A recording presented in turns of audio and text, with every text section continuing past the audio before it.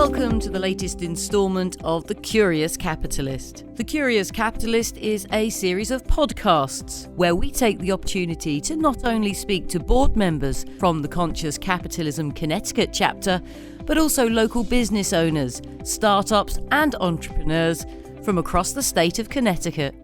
On this edition of The Curious Capitalist, I'm joined by Ricky Evans. Ricky is among the leading Connecticut minority business owners with his company, Ricky D's Rib Shack, located in New Haven. Now, Ricky was born in Cleveland. He spent 9 years in Memphis and earned his college degree in Virginia and worked in New York before coming to Connecticut. Ricky, welcome to The Curious Capitalist. Oh, thanks for having me. Well, you've had a very, very busy journey to get to this point, hey? Yes, I have. So tell me a little bit about the business as it is now in New Haven and the changes that you have seen over the last, say, 3 months or so. Okay. Well, right now I have one location in New Haven, Connecticut, address 302 Winchester Ave. And I've been here for 4 years. And I'd say overall the business has grown annually. I'm still, surprised, or not even surprised, but just excited to see the growth in the business from where I started at 7 years ago from a food truck and actually be able to continue to operate an actual brick and mortar. So in the last 3 months, I would say they have been challenging, but I've also have been able to see a lot of opportunity, during this troubling time with the COVID-19, and then a lot of people out of work and a lot of things going on with social injustice, civil rights, racism, and all of that type of stuff, and be able to operate during these times, a small business. It's been quite an experience, I must say. But, March and April were the two toughest months. March, as everybody knows, when everything really started to break out, and business declined a lot for March and April. But May and June, we definitely seen a bounce back, and which is good.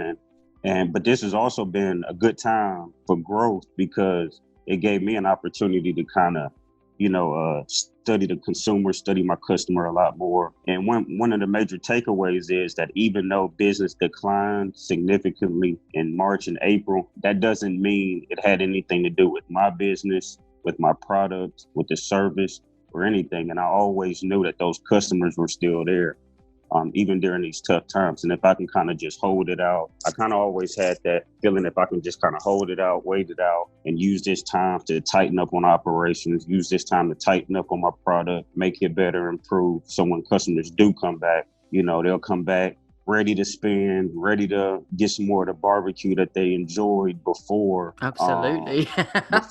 before the COVID and everything broke out. And I mean, really, it showed in May and June, that folks still wanted to come out and get barbecue. And I mean, that's been great for me, great for my staff, because I was able to bring a lot of the, my staff members who I had to cut a lot of hours. I didn't lay anybody off during the time. We've been operating throughout this whole pandemic. We hadn't shut our doors or anything. But when business started to pick up in May and June, I was able to kind of start gradually bringing staff members back to work. But during those days, there was definitely some tough times. It was tough times when I just went to the store, bought everything, opened up the restaurant, closed the restaurant, did the orders, and a few days out the week, it was just me here by myself. So it was a lot of time, a lot of sacrifice. Yeah, so I've learned a lot in the past 3 months. So a bit like going back to the old days of really having to wear all of the hats within your business. You've kind of had to do that during this time. Absolutely. Do you think you've seen an increase in sales since the unrest, if you like, the George Floyd incident? Have you seen an uptake of people coming to your business because they want to support your business? Absolutely. I mean, it's weird when I sit back and analyze it because, like I said, we've been here 4 years, even before the COVID situation and before George Floyd. We kind of market to folks in the community, the Yale community, and people outside of the greater New Haven area. And it's funny, I can talk to some people or some customers that come in and just say how much they love the food and blah, blah, blah, and they love the service and everything. But then you talk to some people who live right down the street and would say that they never even heard of the Rib Shack a lot of people love the product, love the service. But then you talk to some people or somebody else has talked to other people and they say, oh, I didn't even know y'all were even over here on Winchester. I didn't even know you. How long y'all been here? 4 years? Oh my gosh, I never even heard about y'all. Or some people say that they've heard about us, but they ain't never been in. So it's like, okay, how come you haven't been here? You live right down the street. Yeah. So now, just from talking to the customers and what I was able to take from it is after that whole situation, I found out more people, like it almost kind of unfortunately before almost opened their eyes a little bit and like, you know what, I need to get down here. I need to come down here. I need to go and, spend local, buy local. And I kind of, support is good, but I don't use support as often because I want support, but I don't want support. Like what I want to do is I want the Rib Shack to be considered just like, if you're hungry, you're trying to figure out what to eat, trying to figure out what you want to feed your family for dinner, come down to the Rib Shack. Don't just, on don't merit. Just say like on merit. Gotcha. Yeah. Exactly. So absolutely. I know that certainly my family during this time, we like to eat out and it's been really difficult, It's been really not difficult as in to feed ourselves. I'm not saying that for a second. But just you miss that the service that you're talking about, the ambiance that you get and the quality of the food that you get freshly cooked. We've really noticed it and we're doing our best to support local restaurants near us, and to get them through this difficult time. And, I'd like to think that we're doing that irrelevant of race or color. But there is a consideration, particularly, certainly my wife, we've had long conversations about this and we're like, right, we need to buy this and this year. We are going to seek out minority owned businesses and we're going to buy the things that we know we're going to need from minority. We're making a conscious effort to do more. We need to do more. We need to be better. So I'm glad that things are going well. Yeah, and then just to bounce off of that, with that same thought process as far as intentional or making a conscious decision to support Black business or minority business, like that may get you into the door. But at the end of the day, if the product isn't good, if the service isn't good, that support isn't going to last that long. Absolutely. Yeah, it's got to be on point. Yeah, the bottom line, the product and the service plays a huge role into returning customers. Now, let's talk about this. How did you end up as a brick and mortar? Because you've got a great story. I mean, tell me how you got to this point in your career and ended up on Winchester. It's very interesting. I'm a real big believer in the universe. Me too, buddy. Me too. I believe the universe works in mysterious ways, and sometimes the universe can put obstacles in your path just to test you, to see how you respond to adversity or obstacle. And a lot of people give up, throw in the towel, or quit when they're faced with major adversity. But on my side, I was able to overcome a lot of these adversities and obstacles, and which ultimately led up to opening up over here in Winchester. So like I said, 7 years ago, I started from the food truck. I did that for a few years, learned the advantages and disadvantages of operating a food truck. Advantages, you can move around. You don't have to stay in one place. You can go to food truck festivals, open up, sell a whole bunch of stuff, make a whole lot of money, feed a whole bunch of customers. But there's a lot of missed opportunities on the food truck because in the wintertime, nobody's stopping at the food truck. The food truck just isn't sitting out there all day, just, maximizing on providing meals, selling meals to customers. So it was a lot of missed opportunity.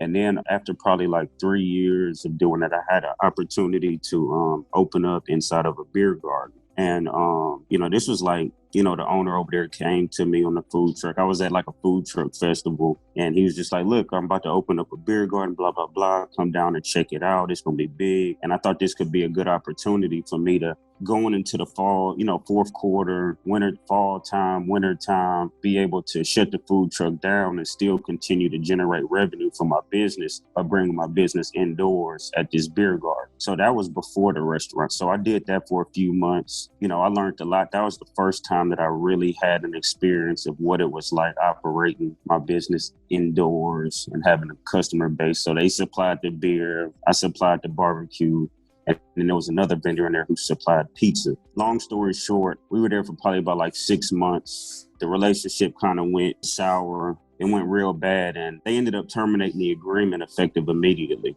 which is a whole nother story. The reason why they terminated the agreement didn't really hold up. And I had, at this time, I probably had like 8 staff members. So I had, big setback, a big setback yeah, for I had staff members who were determined to, who were coming into work daily, depending on that work, depending on the money that they were making. I was as well. And it's unfortunate that it ended up happening that way. But also around that time, I was kind of being proactive and looking around for locations, because I kind of got to a point to where I'm like, all right, this can't be a long-term thing, just me being in here. So before everything went sour, I was kind of already actively looking for that next opportunity, deciding if I wanted to go brick and mortar or not.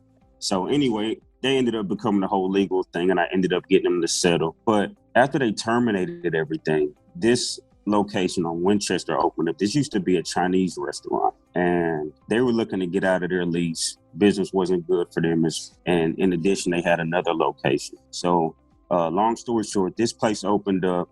I was already kind of in talks with a realtor who works with Yale and other, big entities or whatever, and met him down here. We did a whole walkthrough, asked if I'd be interested, and I was able to open up over here. I was able to, my staff who was working at the beer garden, a few of those guys transitioned over here. We started from painting the walls to reorganizing the equipment. I had to go out and buy some new equipment that I needed, put a smoker in here, oven, warmer cabinets, and kind of built it out to where, that fit my business, that fit the rib shack. And a few of those guys who worked at the beer garden at this point, 4 or 5 years ago, they're still working with me today. Retaining staff is hard, so you must be doing something right for them guys. Yeah, staff retention is very important because, as an employer, when you're hiring people, you're really investing into them, because it takes time to train staff on the operations side, how the business is supposed to be ran, how it's supposed to be opened up, how do you supposed to put the meals in the containers, making sure that the orders are correct, customer service is correct, and the culture that I wanted to kind of instill in them for the customers, for the consumers, and how big it is, like what we actually stand for in the community. But you've had a wiggly path to end up here in Connecticut. Was it always the plan? You started out in Cleveland. Tell me a little bit about the journey from Cleveland to Connecticut. I was born in Cleveland, lived there until I was 2, moved to Memphis, Tennessee, was down there from like 88 to like 97 or something like that. I would say more of my childhood was down there. And then me and my family relocated back to Cleveland. And I was there from like 6th grade until I graduated high school. And then after high school, I ended up attending Virginia State University. It's a HBCU located in Petersburg, Virginia. That's where I earned a Bachelor's of Science in Business Management. I ended up getting a job after I graduated with the company, and they relocated me to New York. And when the company relocated me to New York, at the time my mind was like, look, I didn't want to go nowhere north of Richmond. I wanted to go to like Charlotte, North Carolina or something like that. I didn't want to be in the middle of the hustle and bustle. But when I graduated spring 2008, the country it was like right at the end of the Bush administration, beginning of the Obama administration, first term. We're at war. We're in a recession. It's all this crazy stuff going on. So at the time, I would have been a fool turned down a job opportunity because I wasn't happy with the geographical location. And so they relocated me to New York, and I moved to Yonkers, worked in Westchester County. I worked as a facilities manager, and then I ended up getting a promotion at some point after a couple of years, and I took on my own account in a school district in New Jersey. And so when I say facilities manager, I oversaw like custodial staff, contractors to come in and make repairs to the schools, maintenance to keep all the school buildings up to standard, up to code. And then I had another kind of like bad experience. So I had an experience, and I was able to see how cutthroat corporate America was. And I was kind of like, the sacrificial lamb to keep the contract. So I appreciate those times, because when I was able to start up my own account in New Jersey in the school district, it was kind of a lot like I was running my own business. I looked at it as a way of, if I could do that for another company, do the difficult immediately for another company, how come I can't do it for myself? So you took the jump. So I took the jump. I ended up doing a little bit of research. One thing that I kind of always enjoyed, which is like what I really enjoy doing. I really enjoy good company, cooking on the grill, family, friends, good energy, positive vibes, good music. Sounds like heaven. Doesn't sound like work to me, Ricky. That's what I'm saying. So I ended up converting that into my own business, and which ultimately led up to buying a food truck, putting my notice in at the job, and just starting from the bottom and through trial and error and figuring out what work, what don't work, And when I got the food truck, everybody, my wife is originally from New Haven. So I ended up putting a notice in at the job in New York, transitioned up here, bought the food truck, and that was, 7 years ago. What do you wish that you had known before you started out on that career path to the food truck, now to Bricks and Mortar? What do you wish you'd known before you started out? I mean, how much work it was going to be and how much sacrifice it was. And, you could do all your due diligence in the beginning, but you're really not going to know everything until you actually get in the belly of the beast, and the overhead is a lot higher. And one thing with the brick and mortar is those bills gonna come in regardless if you got customers or not. That was a big adjustment. I wasn't used to paying $1,000 plus electric bills. I wasn't used to paying a couple $1,000s of rent. I wasn't used to paying the employees. You got the wage rate, you got the employer taxes, you got workers' comp, you got all of this expenses and stuff. But I was able to kind of stick with it, continue to build and grow the business, and now we're here. Amazing. You mentioned your wife earlier. Was she supportive of your endeavors? What did she think when you were going to hand your notice in New York and get a food truck? One thing about my wife, she's been there with me since day one. A lot of people don't see, everything that's involved. Well, she's been there from the beginning. She was 100% supportive, putting the notice in at the job and kind of, starting my own business and starting my own journey. I think now if you ask her, she might feel a little bit, because She's still with me. She's still on my team, but I think even her was sometimes it kind of surprises her because it's every day I'm still in it. I'm still doing it. And even back then, 7 years ago, I don't know if we didn't picture this stage in where I'm at now back then. And then even now, I do a lot of talking and you're like, all right, what's the next move? What's the next move? It's interesting. At the end of podcasts, usually I like to ask, what is the plan? What's the 5-year plan, the 10-year plan? I'm going to skip straight to that. With that in mind, have you got any niggling thoughts at the back of your mind of where this is going to go for you? You want to know something that I've really been thinking about? What I've been thinking about doing is, scaling up my business, and especially during this time.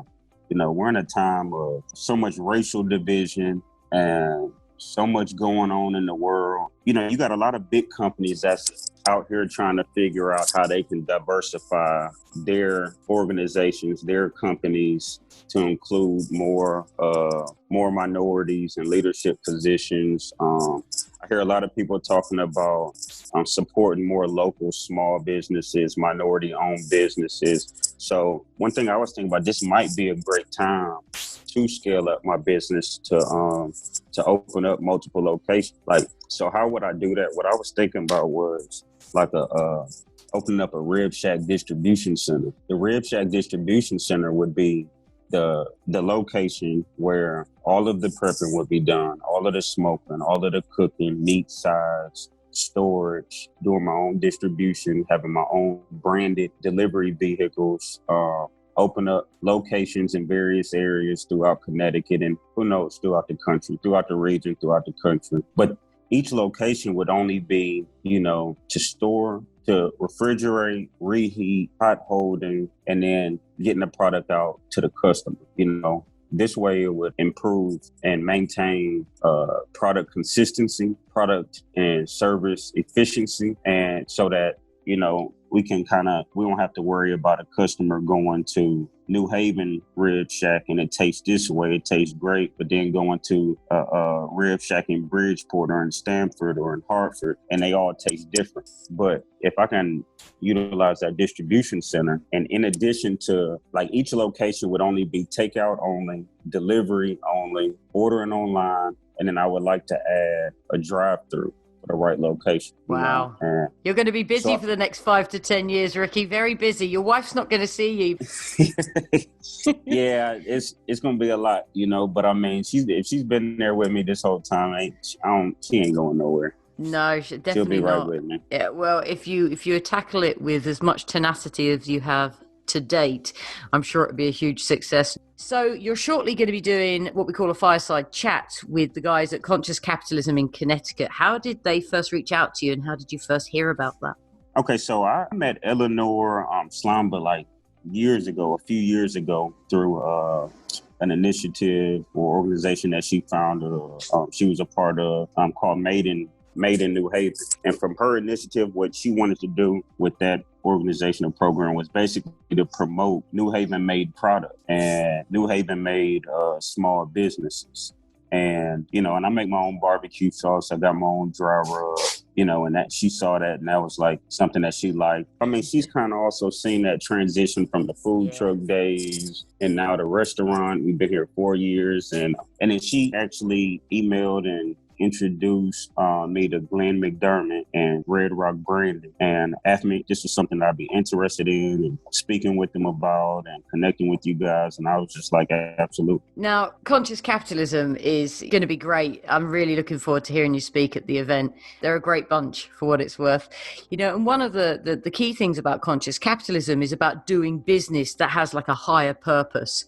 You're really not just in it for the money. You're trying to do some social good. I think that, your business is quite aligned with that. What would you say would be your higher purpose with your business? You know what, man? I like to provide opportunities, I like to be in a position to give people a shot. When I graduated college, man, it was back in the days when, I'd go knock on companies' doors, fill out an application, look for a job. They turn me down, going online, filling out applications, trying to find work. They'd turn me down. I got turned down for multiple jobs and multiple opportunities. But at the end of the day, like one thing that I always said, I'm like, how come, I just want somebody to give me a shot. And here you are a few years later and you've done it and still going on for world domination and that distribution center, it's a huge success story. It really is. And it's great to have you in New Haven. When you're not working, which doesn't seem like very often, what do you do to relax? TV, sports, what's your thing? Music? Well, we're not watching too much sports now. So, you know what? I like to spend time with my family because I am working all the time. Yesterday was my daughter's birthday. She turned 6, and, when I'm not working, I like to spend time with the family. This is a tough question, okay? If you could have dinner with any figure in history, who would it be and why? And what question might you ask them? They can be alive, they can be dead, either. Your ideal dinner party at Ricky D's, come on. Man, I think it's only fair to invite Obama, President Obama. Yes. I mean, him being like the first Black president and just what he stands for, positivity, encouragement, entrepreneurship. And then those experiences that he's experienced just being in the White House for 8 years, 2 terms, and all of that hatred that, that he received a lot of times, regardless if you believed in like his policies or not, everything, everybody's not going to be happy with everything. But I mean, he's somebody who's full of insight, full of knowledge, full of information. So, I mean, that would be one person. That's the first person who came to I'd like to come to that as well. Can you ask him to bring his wife? He's such a spiritual guy as well.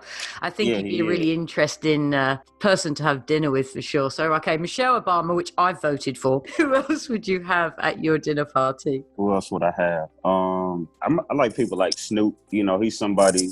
I mean, he's a rapper, but also what he stands for, motivation. Man, anybody who speaks on motivation, empowerment, Diddy, people that are in the entertainment industry who have made it pretty high up and and are considered to be successful. But even them, they don't have like a ceiling to where it's like, you know, okay, I'm successful. Now I'm going to become stagnant and not progress anymore, you know? I want an invite to your dinner party, please. Pretty please. Absolutely. What has been your greatest success, both professionally and personally? Professionally, you know, I definitely have to say the business, the restaurant. Like it's not easy. It's not easy starting a business. It's not easy maintaining a business. It's not easy growing a business. And, you know, I just think about when I put my notice in at that job, and I literally quit the job that at the time, you know, with a couple increases, I was making about 55,000 a year. And, you know, I sacrificed that, you know, withdrew from my 401k to invest in myself, to invest into the food truck. And that was that 401k that I generated just in those 4 years. I was able to put a deposit down on the food truck and get the food truck. So, I mean, and then for me to still be doing this and not have to depend on like a consistent check coming in, and kind of like the fear of just not having a consistent check, and like, what if you get out here and, you know, the food truck doesn't make any money? And that's how it was at the beginning. It was like, you know, you're looking at the money, you know, now so much, I'm not looking so much as the money. I'm looking so much more to like growth. What's the next move? How can I expand? So, I mean, I would say from a professional level to where we are now, it's been a good achievement, and I appreciate that. What's your greatest success personally? Man, my daughter. You know, my daughter. I was actually working when she was born. I was actually doing Ricky, you're not meant to admit to that. Come on. No, but hear the story out. Okay, go on. So I was actually doing an on-site catering job in New Haven. It was like 200 people, big job. And you know, when you wake up in the morning, it's not like, okay, my daughter is going to be born today. You know what I'm saying? It's like she going to come whenever, you know, but I knew it was close. But on this day, you know, it was a big job. So went out there. It was a beautiful sunny day. The community came out behind the Dixwell Stetson Library. Everybody enjoyed the food. They had a DJ. They had music. You know, I had a couple dollars in my pocket. And it was just like a great day. And then right when we got finished, I got the phone call, and it was like, babe, she's coming. Come here now. And I'm like, all right. And it was like the perfect day. You know, I mean, she didn't take forever to come out, you know. You know, I mean, it was just smooth. It was, you know, how some people be in labor for hours and hours thinking that the baby coming, but then not coming. And then it's just a real pain. But my daughter, man, like that day was the best day of my life. And it was like, she knew it was time to come out. And then even like fast forward now, like she's 6 years old, but she loves the Rib Shack. She loves the food. She even sits there and she has like her little toys and stuff. And she has her own restaurant. She has her own want to serve and make transactions, you know, you know. I bet she does. She'll have her pocket money soon making transactions with daddy. You wait. Yeah. And I mean, it's just an awesome experience. And like, I didn't force that on her. Like, this is all just like natural stuff that she wants to do. You know, daddy, what would you like to eat today? I'm like, yeah, let me get a steak, some broccoli with some cheese on it, and a baked potato loaded. And then she was like, okay, daddy, that'll be $5,000. $5,000? Good girl. You know? She's going to go far, Ricky. She's going to go far. I'm like, man, your margins is right on point. That's good parenting right there. So on the other side of successes, we've of course got the fears. What's been your greatest fear that you've had to face in your life that you've overcome? Quitting the job, and then the business not being successful, and then not being able to find another job. Biggest fear, you know, the agreement getting terminated at the beer garden effective immediately. And then it's like, get your stuff out now. Like, what do you do? Like, you can't go in there and just be pissed off and start tearing shit up, because then now you got a different problem on your hand. Now you got vandalism and charges and all this other type. So that was a big fear, because I got at the time, you know, 8-9 employees, and you know, what do I tell them? I just had to tell them, like, you know, we're not going to be at the beer garden no more. And then it's like, now I have no income. I mean, I still had the truck at the time, so I had to get back on the truck, grind it out. And then it's like, damn, what's the next move? So that can be fear. I mean, this whole COVID situation, I mean, the way business just dropped like that, that's fear.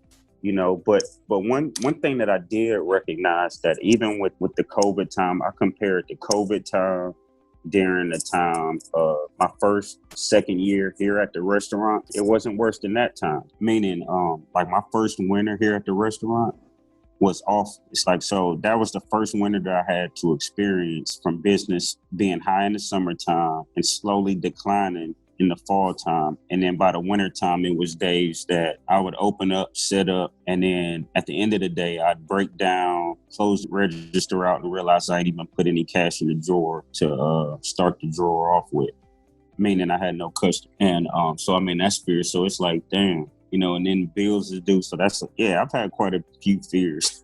And I think it's about facing them anyway, isn't it? And what I do really like about your story is that you're always looking a couple of steps ahead. You're never just satisfied with what you've got. It's very easy to sit on your laurels and say, okay, I've made it. I've created the food truck. I've created the brand, moved into bricks and mortar. That's it now. I'm just going to run my successful restaurant and, sit on my throne. But that's not enough for you. It's like, what's next? And that's the difference, I think, between, somebody who's a really forward-thinking business and somebody who's going to stay very stagnant. So I've got great hope for you, Ricky. Come on. I appreciate that. And I'm looking forward. I tell you what, I'm going to make sure that I get in and sample some of these ribs very, very soon.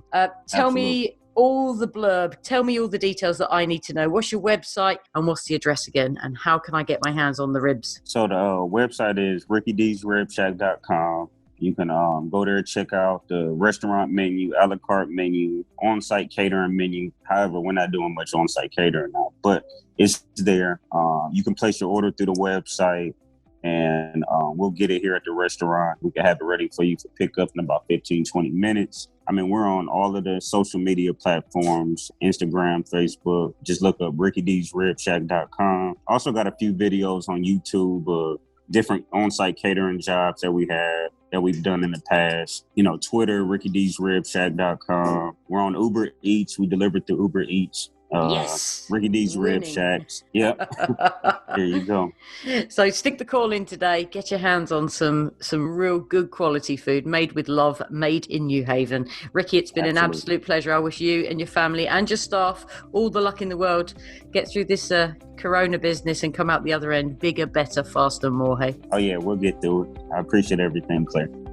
Thank you for taking the time to listen to the latest installment of The Curious Capitalist. For more information, you can visit the website connecticut.consciouscapitalism.org.